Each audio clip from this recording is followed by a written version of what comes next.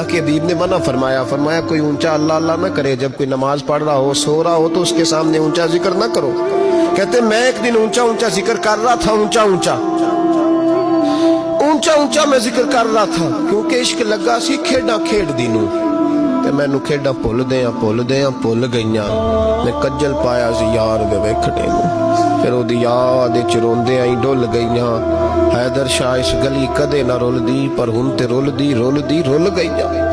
کہتے میں اونچا ذکر کر رہا تھا تو حضرت عمر فاروق رضی اللہ تعالیٰ عنہ نے ڈانٹ دیا، فرمایا تجھے نہیں پتا حضور نے منع کیا؟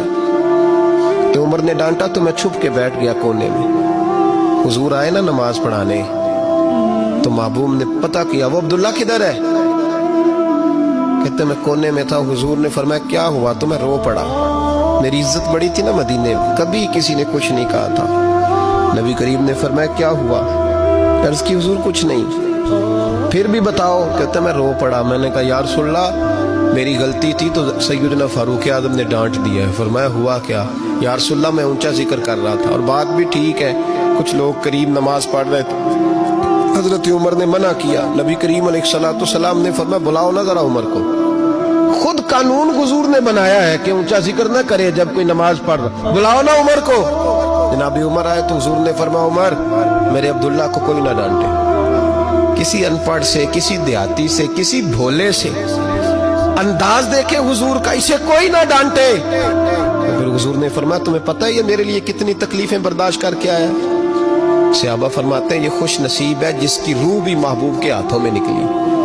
اور جب جنازہ اٹھا تو حضور کی داڑھی سے ہم نے آنسوؤں کے قطرے ٹپکتے دیکھے۔ مدینے میں رواج